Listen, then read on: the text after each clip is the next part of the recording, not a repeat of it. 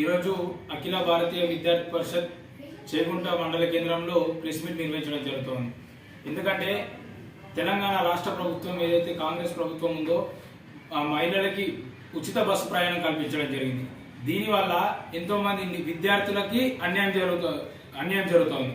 విద్యార్థులు ఇంటికి పోవాలంటే దాదాపు రాత్రి 9:30 సమయం అయినా కానీ బస్టాండ్లలో ఉండడం జరుగుతుంది. దీనివల్ల విద్యార్థులకు రాష్ట్ర వ్యాప్తంగా విద్యార్థులకు ఎంతో సమస్యలు ఎదుర్కొంటున్నారు.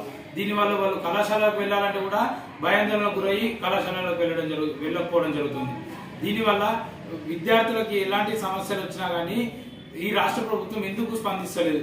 విద్యార్థుల సమస్యల మీద విద్యార్థులకి ఉదయం ఒకటి సాయంత్రం ఒకటి ప్రత్యక్ష బస్సులు కేటాయించాలి.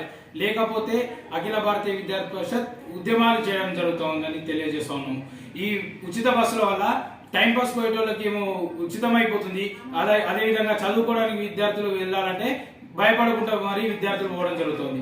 దీనిని అఖిల భారతీయ విద్యార్థి పరిషత్ తీవ్రంగా ఖండిస్తోంది. వెంటనే విద్యార్థులకు ప్రత్యక్ష బస్సులు కేటాయించాలి అని అఖిల భారతీయ విద్యార్థి పరిషత్ తెలియజేస్తోంది.